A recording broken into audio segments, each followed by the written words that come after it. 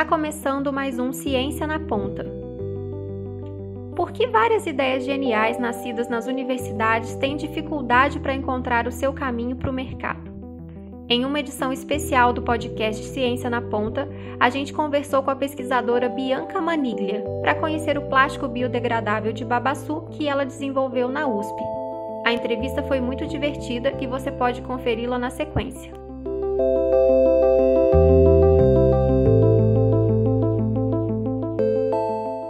Dessa conversa, tiramos vários aprendizados para que cientistas com produtos tão relevantes como o dela possam levar as suas invenções para o dia a dia das pessoas.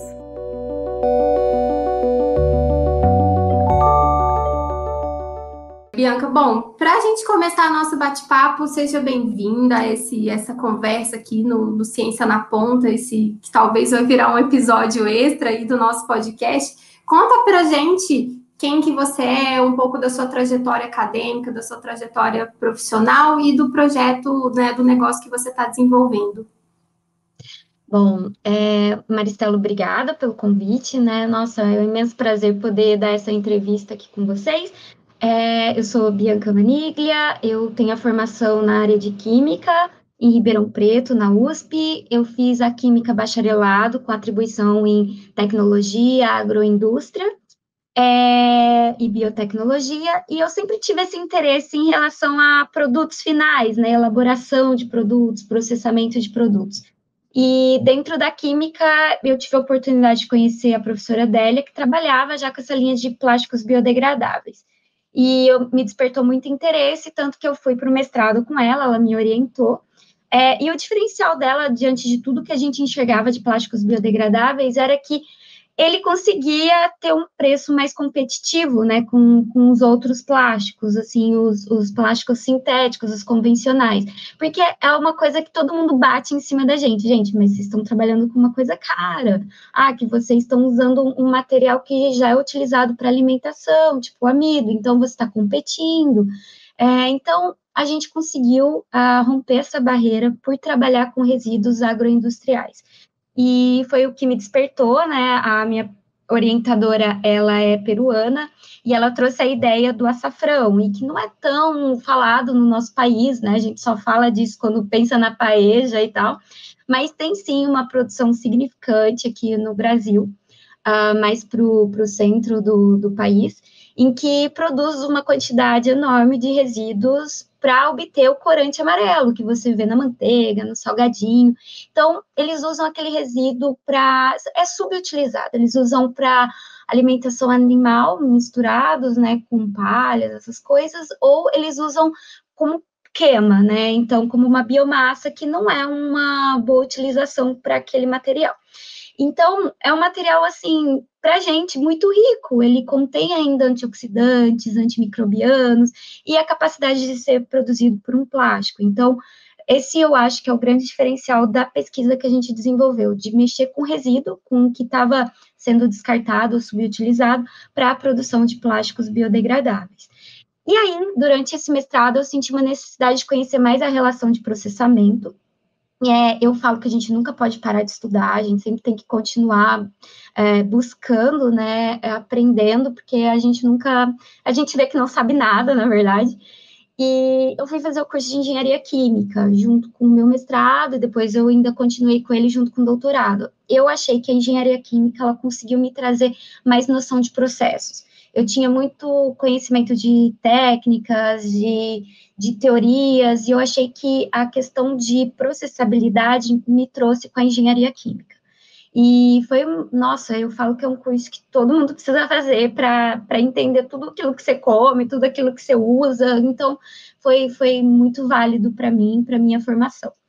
E no mestrado, eu fui atrás de um resíduo mais nacional, assim, eu gostei muito de trabalhar com a professora Adélia, porque ela me dava essa abertura, e eu encontrei o resíduo de babaçu. E também depois que eu pude também trabalhar com o resíduo de urucum, que é a professora que trouxe também. Então, são matérias-primas mais brasileiras, né, que a gente fala. Então, a gente também trabalhou com resíduos desses materiais, que são para extração de pigmentos, para extração de óleos.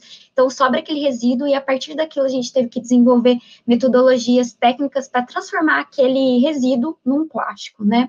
Então, metodologias que a gente encontrava para fazer plásticos de mandioca, que a gente vê por aí, nada funcionava com os nossos materiais. Eles eram materiais que foram processados, danificados por processos industriais, né? Então, a gente teve que desenvolver novas metodologias, e foi realmente um trabalho, assim, porque era aquela coisa de, vamos tentar isso, vamos tentar aquilo e tal. Então, ao final do doutorado, a gente conseguiu metodologias para a produção desses plásticos, a gente viu que eles têm potencial, assim, apresentam um potencial para ser um plástico biodegradável, e eu fui para o pós-doutorado com a professora Carmen Tadini na Poli, na engenharia química, que me abriu, assim, um baita horizonte, porque tudo que eu fazia no mestrado e no doutorado era uma escala laboratorial, é um método que a gente conhece como casting, ou seja, você vai ali, produz um pequeno quadradinho de plástico e fala, olha, ele consegue formar uma matriz filmogênica, que a gente chama. Através de metodologias e tal, a gente conseguiu desenvolver, ou seja, ele tem capacidade. Mas e se uma empresa falar assim, então tá, já, vai me produz aí tantos rolos? Você fala, gente, como que eu vou produzindo quadradinho por quadradinho, né? E aí foi uma baita oportunidade de eu trabalhar na Poli, com a professora Carmen Tadini, que já tem uma tradição de trabalhar com plásticos biodegradáveis, e ela tinha acabado de conseguir uma extrusora.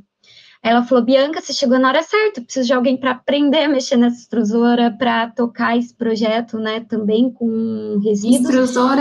Extrusora é uma máquina que fabrica o plástico numa quantidade muito grande?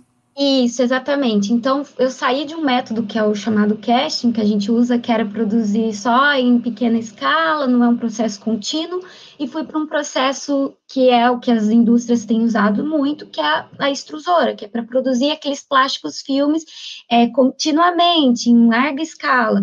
Então, eu estava trabalhando com equipamento industrial agora, né? Então, foi uma oportunidade boa, mas vou te falar que, mais uma vez, eu patinei muito, porque ninguém sabia o que era extrusora, tipo, sabia na teoria, ninguém tinha mexido, sabe o que é ter que aprender aonde é o botão do start, ela queimou, e deu mais ou menos, deram 18 meses que eu fiquei lá na Poli, e a gente, assim, teve vários perrengues, mas vários resultados positivos, com plásticos com diferentes características, mais rígidos, mais flexíveis, e fazendo misturas com plásticos convencionais. Então, a gente conseguiu brincar muito com essa história da extrusora. E que foi o que despertou até mais o interesse até das indústrias, ao ver que a gente estava conseguindo produzir esses materiais, né, a larga escala e com propriedades tão diversificadas, mudando a formulação, mudando alguns parâmetros, né? Então, mas deixa eu te fazer uma pergunta. Quando você entrou no mestrado, você já sabia que você estava querendo fazer um produto? Ou você só tinha uma paixão maior, assim, era mais pelos materiais, e depois que você viu que isso poderia ser um produto e que entraria no mercado? Bom, eu acho que quando a gente começa nessa linha de materiais, você já pensa assim, só vai dar certo minha dissertação ou tese se eu tiver no final alguma coisa ali física, né, para mostrar. Então, que eu brinco que eu não gosto dessas pesquisas em que a pessoa fala assim, ali dentro daquela aguinha tem um composto, eu juro que tem. Assim, eu sempre gostei de um material palpável que falasse, olha, consegui produzir, né? Então, sim, desde que eu entrei no mestrado, a minha orientadora lançou esse desafio, a gente vai produzir um plástico a partir de um resíduo. Você topa entrar nessa comigo? Então, foi assim, a gente queria, ao final, realmente um produto que depois a gente poderia falar assim, olha, eu tenho realmente esse produto. Mas não é tão simples assim você pensar, eu vou produzir uma coisa para encontrar na prateleira do supermercado. Porque quando eu comecei, eu tinha essa ideia, mas depois, ao longo desse percurso que eu tive na minha vida, eu vi que a gente precisa atingir várias exigências que necessitam para o produto ir no mercado. Então, eu falo que nós, da academia, nós somos muito receosos em colocar um produto no mercado. E eu acho que o pessoal da indústria, eles são mais corajosos. Vamos lá para ver o que vira e vamos ver se vai ter aceitação, vamos ver se vai dar. E a gente não, a gente trabalha com a questão, não, ainda não está pronto para ir, ainda a gente tem que melhorar alguma coisinha. Então, eu comecei o mestrado achando que eu ia ter um produto pronto, e ao longo da minha vida eu percebi que ainda hoje eu não tenho um produto pronto. Que ainda hoje eles olham e falam, tá sensacional, e eu falo, não, se você fizer isso, ele não funciona. Então, é igual você falou sobre capacitação e tal, realmente eu acho que a gente da academia precisa saber vender o nosso peixe, porque eu acho que nós trabalhamos muito mais com as desvantagens do nosso produto do que valorizando as suas vantagens, assim. É mais ou menos isso.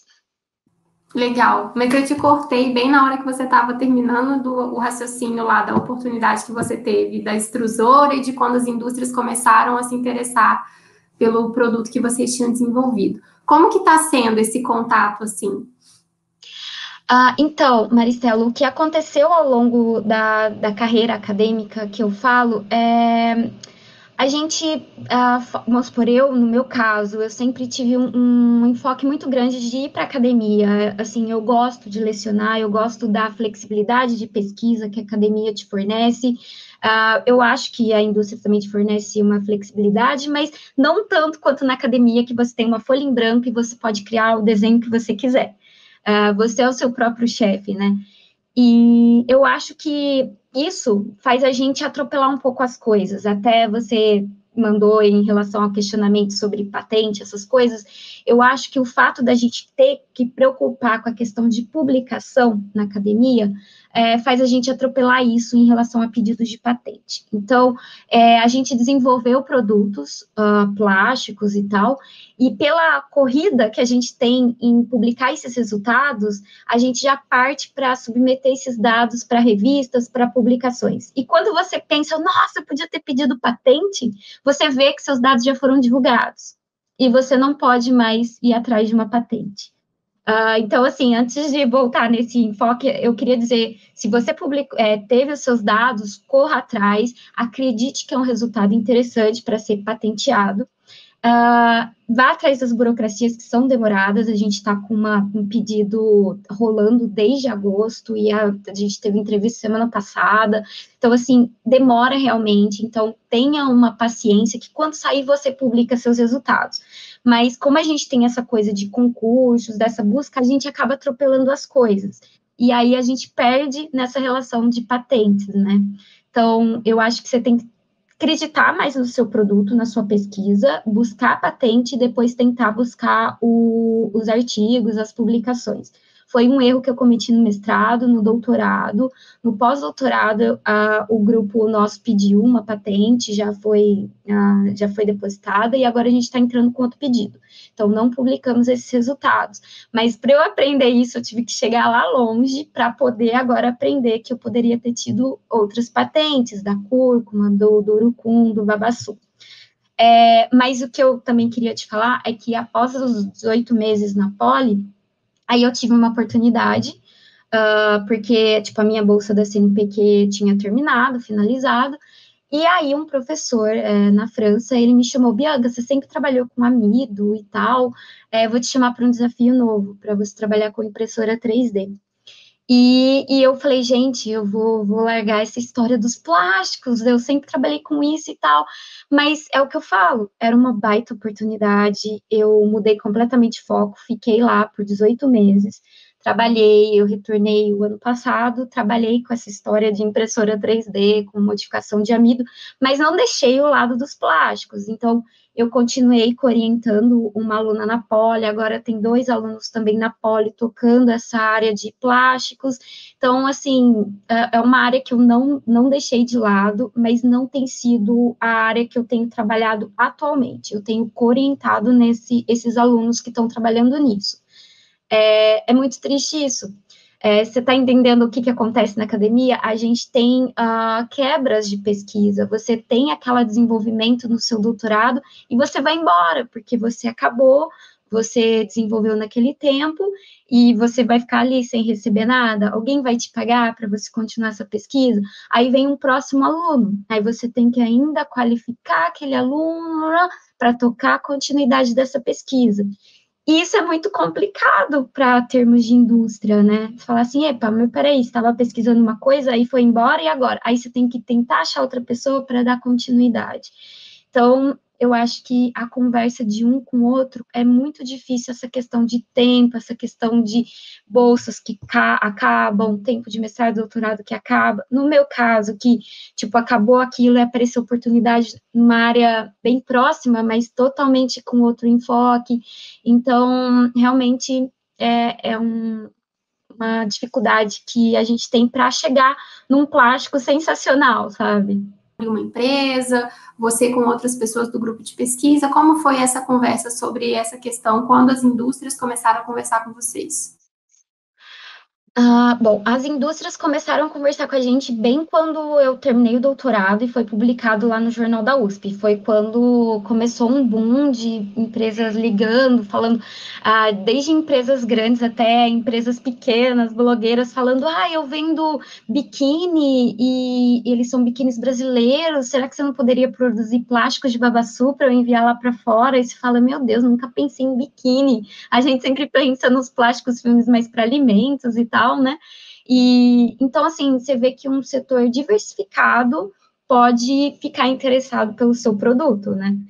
E aí foi quando eu fui para a Poli, e lá é bem legal isso, que eu acho que é mais aberto, assim, a questão de receber empresas, né? E foi quando as empresas procuraram a gente, eu tive reuniões unindo a Carmen Tadini, que é a minha supervisora, com o pessoal que trabalha com pesquisa comigo, e a gente se fazia reuniões, só que o grande entrave que eu sentia era que a gente é muito negativista, igual eu te falei, tipo, a gente sempre tava, a empresa falava, me mostra o seu plástico, a gente mostrava, falava, é assim, é assado, ele, nossa, que interessante, a gente pode usar coisas que eu nunca pensei, para apresentar brincos em Miami, que a gente tem uma rede procurando isso, esse plástico mais duro, de babaçu, nessa cor marrom, a gente pode apresentar joias da Amazônia, junto com isso a gente falava, meu Deus, sabe? Então, assim, existe um mercado muito legal, só que a gente ia falando, mas em tanto tempo ele começa a quebrar, será que você vai se interessar por isso? Mas em relação à captação desses resíduos, será que você consegue produzir isso no Brasil e enviar para lá? Então, assim, eu acho que a gente precisava ter uma mente mais business, igual você até falou das capacitações, eu achei interessante, porque eu acho que a gente vê muitos problemas e as empresas, se a gente às vezes não mostrasse tantos problemas, elas partiriam até o fim. Tanto que várias empresas falaram, não, a gente vai tocar isso com vocês, como é que é? Vocês conseguem entregar esse material daqui 3 meses? Aí minha supervisora falava, você tá louco, isso daí no mínimo uns 2 anos e não sei o quê. Aí, assim, um aluno, não sei o quê. Aí você fala, gente, aí você via que o olhar deles era, eu tento desenvolver isso dentro da minha indústria, eu não vou precisar de vocês. Aí tá, chegava longe ali, a empresa concordava com o nosso tempo, a gente ia para a burocracia dentro da universidade, de repassar a tecnologia. N papéis que as empresas fugiam, sabe? Tipo, falava, não, se eu preciso de tanta burocracia assim, eu tento desenvolver outra coisa.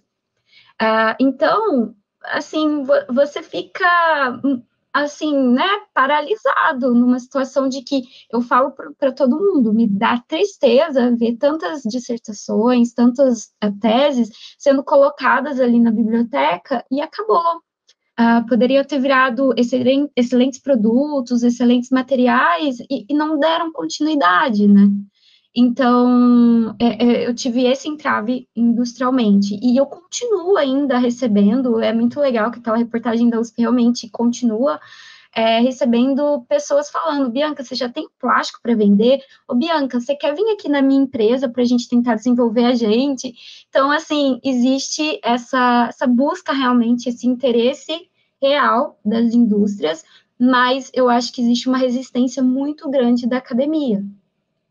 É isso. E eu falo por parte de mim. Em relação à startup, que você me perguntou, é, eu, quando estava na França, teve um grupo de brasileiros que me procuraram e eles falaram: olha, a gente conseguiu uma aceleradora na Holanda, você gostaria de entrar com a gente nesse negócio, né? Você entraria com a parte técnica e tal. E eu falei, nossa, bem legal, mas eu não tenho essa coragem, sabe? Essa coragem de pegar aquilo e falar, vamos lá, vamos. Eu acho que, infelizmente, o cientista, ele precisa de um amigo da área de negócios, assim, para falar, olha, eu vou te ajudar. Porque a gente sabe da técnica, mas a gente tem aquela timidez de, será que a gente toca isso? Será que eles vão se interessar? E eu acho que falta muita coragem. Legal, legal. Mas é importante ter a multiplicidade de perfis também, né? Porque uma coisa que a gente nota aqui na Ulinca, não só trabalhando com pesquisadores, mas em projetos como um todo, até olhando para o nosso time internamente, não dá para você dedicar todas as coisas com a mesma qualidade, né? Então, se tem uma pessoa com perfil técnico, com as atribuições técnicas, você precisa das habilidades complementares para que aquilo ali vire uma outra coisa que não é só o desenvolvimento técnico, né? Então, é natural. Você chegou a ver, só fugindo um pouquinho da pauta, mas você chegou a ver outras pessoas dentro da Poli, não sei se no seu grupo de pesquisa ou em outros, mas com essa vontade de, então tá, então deixa que eu abra a startup porque eu quero muito seguir desenvolvendo esse produto ou levar para o mercado, ou você acha que esse movimento ainda é tímido dentro dos colegas que você teve por lá? Não, eu consegui ver alguns colegas partindo, até na USP de Ribeirão, tem uma menina que ela era da odontologia, ela sempre procurava por mim para ajudar em caracterizações dos materiais dela, e era bem para a área de odontologia, e ela era da farmácia e estava trabalhando com esses filmes para em questão de implantação nos dentes, né? E ela realmente buscou a Supera, né, que é uma aceleradora lá de Ribeirão, e ela montou realmente uma startup. Então, você vê que tem pessoas que realmente estão acreditando nos seus produtos e estão dando continuidade. Em São Paulo também eu vejo muitos professores lidando e fazendo parcerias com empresas muito grandes, como empresas assim petrolíferas e tal, que tem uma área de pesquisa bem forte nisso, né, que para a parte de combustíveis. Então, os professores em si, como eles dão continuidade na pesquisa, então eles estão ali, não é um aluno, né, que tem um período de início e fim, eu vejo eles se abrindo para empresas. Mas no meu caso, como eu fui uma aluna e depois a pesquisadora com tempo, com contrato de início e fim, eu acho difícil partir isso de mim. Então, eu considero que para os professores, essa ideia de montar startups ou de montar parcerias é bem, bem superior, assim, a gente vê isso acontecendo. Legal, Bianca. E de apoio que você teve para o seu projeto foram as bolsas e a infraestrutura da universidade, ou vocês chegaram a conseguir algum tipo de investimento, ou participou de algum programa de aceleração, teve alguma coisa nesse sentido? Não, a gente contou com os órgãos, as agências de fomento, CNPq, CAPES, a FAPESP, com a infraestrutura, e as empresas, elas atuaram fazendo doações. Por exemplo, a Cargill nos doava o amido, a Florestas Tropicais nos doou o babaçu, resíduos de babaçu, nós tivemos também a empresa de açafrão que nos doou esse resíduo. Então, foram essas doações e as agências de fomento. Não tivemos nenhuma aceleradora, nenhuma empresa, assim, realmente investindo nos nossos projetos. Legal. E uma outra coisa que me chamou a atenção na matéria que saiu no Jornal da USP, que foi por lá que eu te conheci, foi que vocês conseguiram levantar muitos dados sobre viabilidade, né? Para provar para o mercado como que esse plástico, igual você falou no começo, ele vai ser mais barato com toda certeza, ele é totalmente biodegradável, porque você teve essa oportunidade de fazer a produção em escala. Que dica que você dá para outros pesquisadores? Porque eu acredito que essa é uma informação que eles sentem muita dificuldade de levantar. Porque, como você falou, eles têm a prova de conceito pequenininha do laboratório, no sentido de, olha, eu consigo desenvolver esse pedacinho aqui, então eu provei que é tecnicamente possível. Mas quando a gente faz as contas da produção em escala, às vezes a gente não tem os números ainda para fazer essa conta e a gente não consegue nem começar a conversar com a indústria. Que dica que você dá para essas pessoas, para elas conseguirem também chegar nessas informações mais próximas de uma aplicação real, né? O que eu te falei, o primeiro passo nosso maior foi trabalhar com resíduo, que ele tem um baixo custo, então a gente conseguiu essas informações com as próprias cooperativas, tipo, quanto você produz, qual o valor desse resíduo, você vende ele ou você apenas descarta. Então a gente foi montando ali, planilhando, né, todos esses gastos de produção e comparando com plásticos convencionais, e a gente conseguiu ver quanto que é capaz de produzir, se realmente ele é biodegradável, qual o tempo que ele se degrada. Então, são várias informações que você vai como se fosse um detetive, você começa ali na sua matéria-prima, você vai investigando, essa matéria-prima, mas quanto eu paguei? E quanto tempo eu dedico para produzir esse plástico? Outro fator muito importante é quando no final você tem esse plástico, as características dele são competitivas com os principais plásticos que têm sido utilizados? Se não, o que eu posso melhorar? Eu vou fazer adição de algum ingrediente, algum aditivo, e esse aditivo ele é caro, ele é barato, ele vai se tornar com preço competitivo com um plástico convencional?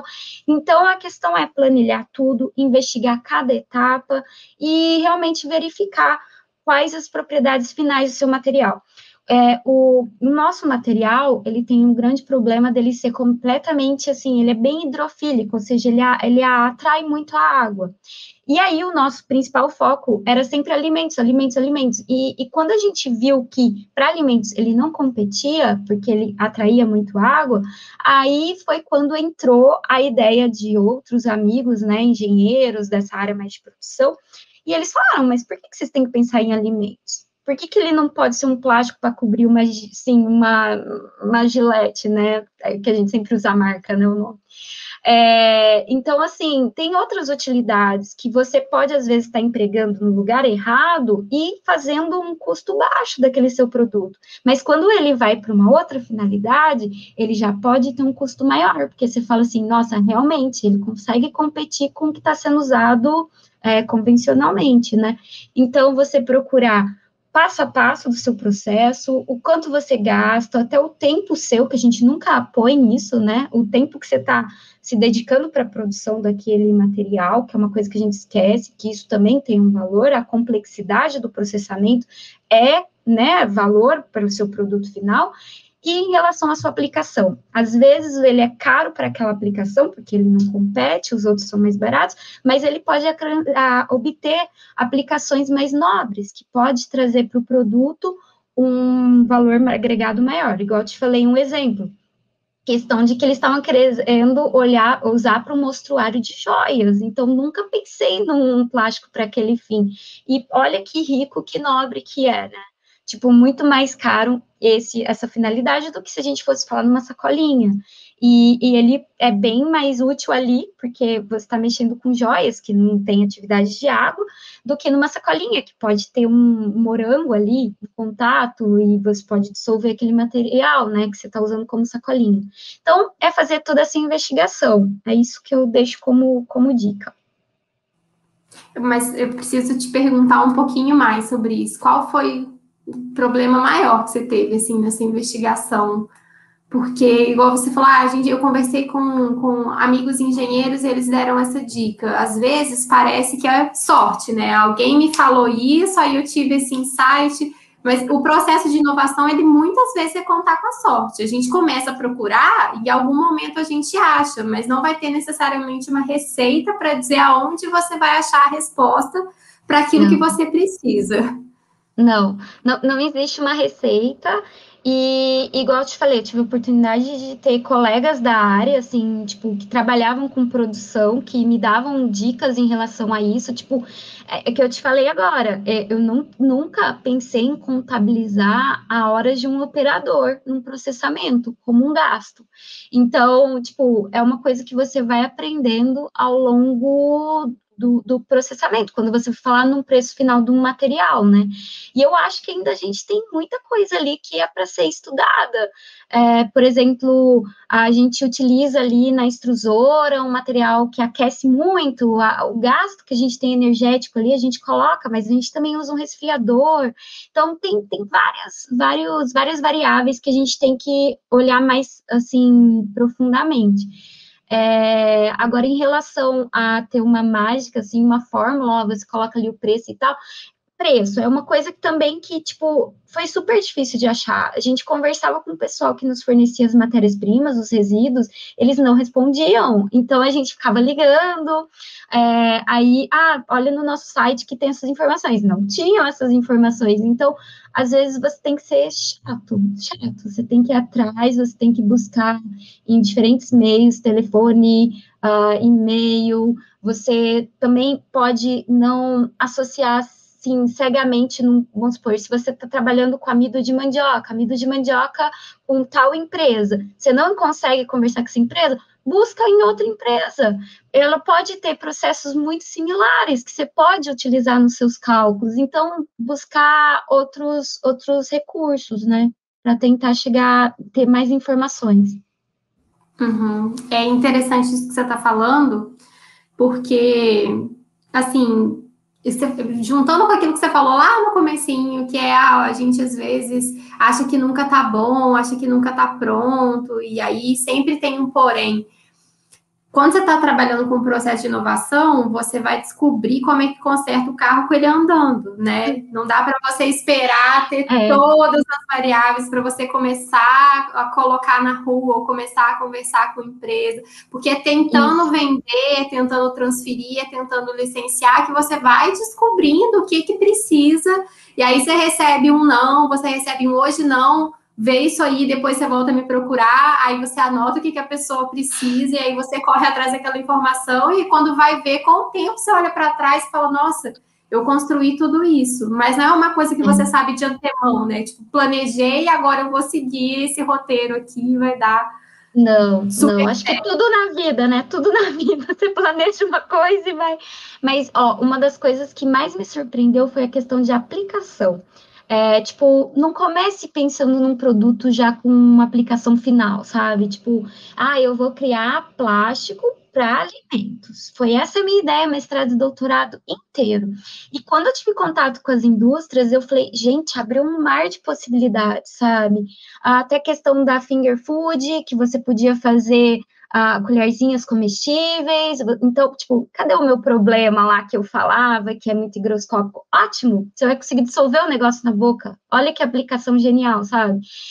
Aí também me veio uma empresa que trabalhava com alimentos para animais, eu nunca pensei nisso, mas eles faziam marmitinhas para animais e eles queriam uma embalagem que tivesse, né, uma forma de você olhar o produto dentro, e ele falou, nossa, perfeito, isso daqui dá, porque não fica em contato com o nosso alimento, mas fica uma janela, você consegue ver lá dentro, e aí ele falou, não, ótimo, aplicação e tal. Então, não seja tão cabeça fechada, sabe? Busque, amplie onde você pode aplicar o seu produto.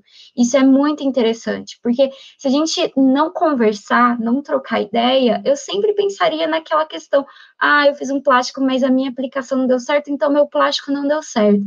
Mas quando eu vi um mar de outros setores que se interessavam, eu pensei, sim, ele pode ter alguma aplicação.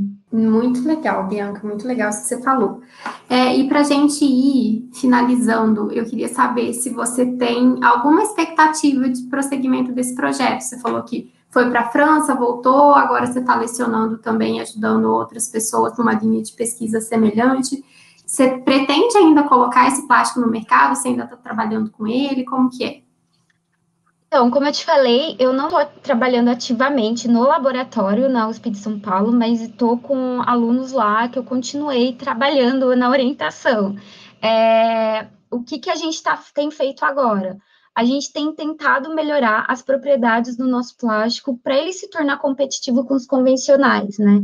A questão agora é, nosso plástico, ele precisa melhorar em questão de resistência, ele precisa melhorar em questão de flexibilidade, e a gente precisa resolver a questão da hidrofilicidade, dessa atração com a água.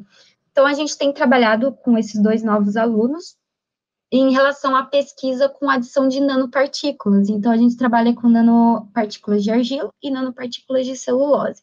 A ideia é ver como esses aditivos estão atuando no material quando a gente tem uma produção em larga escala.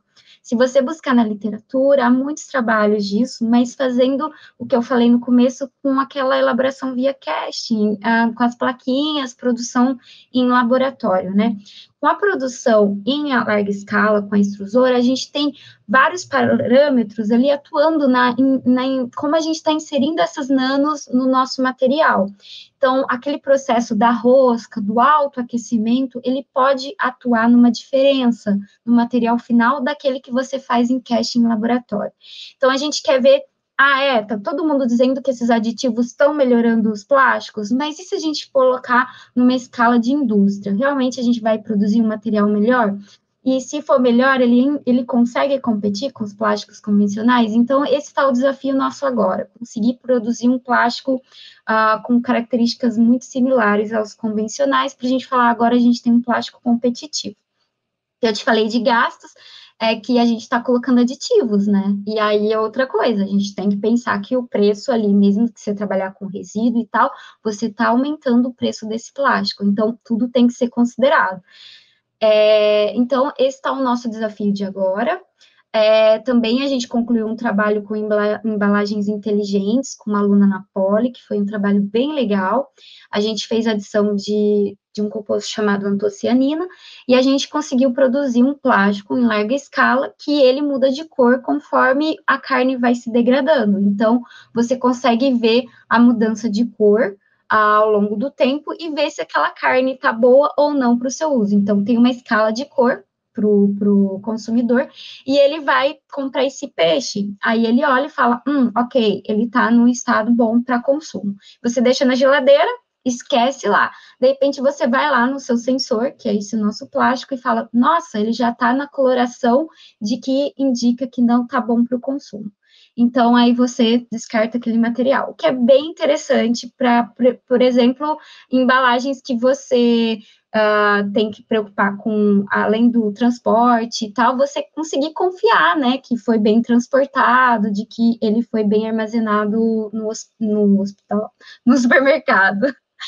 E, então, assim, são desafios que a gente foi ultrapassando, né, e foi alcançando ao longo, após eu ter terminado o pós-doutorado, e a gente continua pesquisando, né. Mas, assim, tudo que eu desenvolvi, até você me questionou por e-mail, e eu gostaria muito de falar, mestrado e doutorado foi muito, assim, com o auxílio da orientadora, a professora Adélia Plácido, de Ribeirão Preto. Eu tive a ajuda de iniciações científicas durante o mestrado e doutorado, Roberta, Bruno, a Natália, a Larissa, e depois na Poli foi a professora Carmen Tadini, junto com a Thaís, que desenvolveu comigo agora esse plástico embalagem inteligente, e na Poli eu consegui desenvolver blendas, que são misturas de babaçu com o polipropileno. Porque, assim, a gente não consegue ainda competir com as propriedades ótimas do polipropileno, mas e se a gente conseguir reduzir o tanto que tem numa garrafa, né?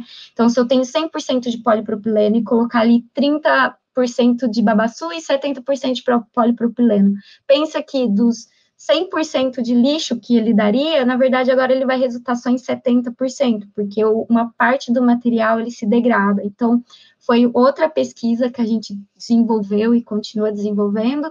Então, você pode ver que a gente tem várias ramificações ainda e desafios, né, a serem superados.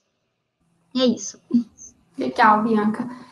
Isso que você falou agora no final lembrou de uma aula que eu tive de processo criativo, que o professor falava que o ateliê de um artista, e aí eu acho que é a mesma coisa para o laboratório de um cientista, é uma prateleira de soluções para problemas que não inventaram ainda, né? Então, vocês ficam lá e as possibilidades são enormes. Basta alguém virar e falar, gente, o briefing é esse aqui, o problema é esse. E vocês vão mexendo e adequando para resolver aquele problema.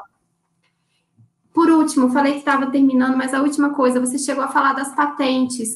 Hoje você tem um contato mais próximo com o NIT? Como foi esse contato? Porque tem muito pesquisador que não sabe muito bem para que procurar o NIT, em que momento procura o NIT. Você teve esse apoio ou da agência de inovação, ou do NIT, ou enfim, quem regula mais essa parte de conversar com o externo, né? Olha, eu não sabia como que era o processo. Quando eu estava no mestrado e doutorado, a minha orientadora dela, ela tinha mais contato com isso, e a gente acabou deixando passar, como eu te falei. Ela era uma professora nova no departamento, ela precisava realmente de publicações, então a gente foi atrás de publicar em revistas, e quando ela falou, nossa, acho que dava para pedir patente, a gente perdeu a oportunidade.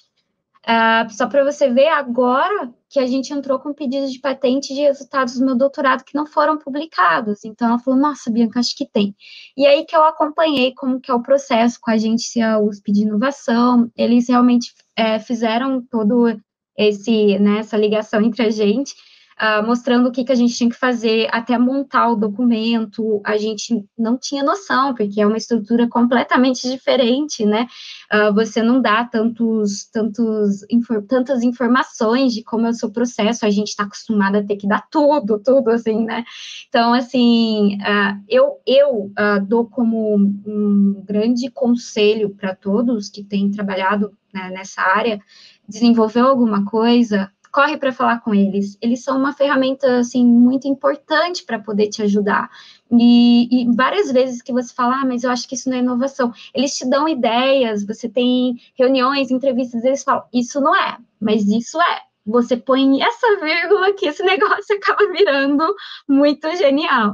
Então, assim, eu acho que busquem, não tenham medo de buscar a busca por patente. A gente acha que patente tem que ser aquela cura pro câncer, né, do coronavírus, mas, tipo, a sua pesquisa é interessante, sim, ela pode ter um potencial para ser usado por uma indústria, então, assegure essa sua pesquisa, essa sua invenção, porque depois pode ser tarde demais, você publicou, você divulgou e você vai perder essa oportunidade, né, que poderia até te render um dinheiro em relação a isso ser um eventual empregado numa indústria. E eu até foi bem legal que agora na França eu consegui desenvolver um material e o professor de lá falou, não, vamos fazer um pedido de patente. E é bem legal, que agora eu estou tendo contato com o pessoal de lá para ver como que é a questão de pedido de patente. E é muito parecido, muito legal que tem essas agências que te ajudam. E eu tô vendo para a gente perder o medo, sabe? A gente fala, nossa, eu acho que não tenho. E assim, realmente, eles te ajudam e eles capacitam muito a sua tecnologia que você desenvolveu para ter um ar mais vendável, mais interessante para a indústria, sabe? Então, busquem essa ferramenta que ela não morde, ela só te ajuda. Legal demais, Bianca. Muito obrigada pelo seu tempo, muito obrigada pelas informações, por você ter contado essa história. Eu tenho certeza que vai encaixar muito com a rotina de vários pesquisadores que a gente encontra pelos programas da Ulinca ou de pessoas que contam com os nossos conteúdos para entender como transformar a pesquisa em inovação. E boa sorte no seu projeto, boa sorte em próximas orientações. Tenho certeza que você vai brilhar em qualquer plástico que você resolva desenvolver.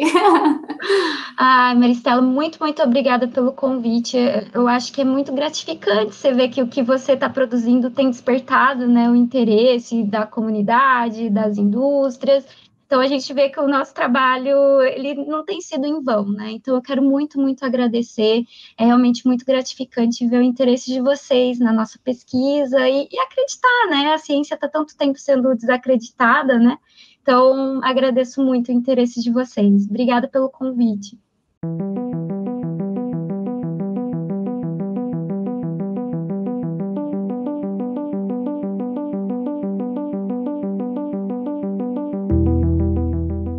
Essa foi uma edição especial do podcast Ciência na Ponta. com a pesquisadora Bianca Maniglia, mais uma cientista brasileira à frente de um projeto genial que ainda busca caminhos para o mercado.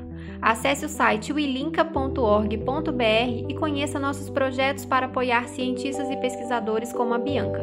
Nos vemos no próximo episódio.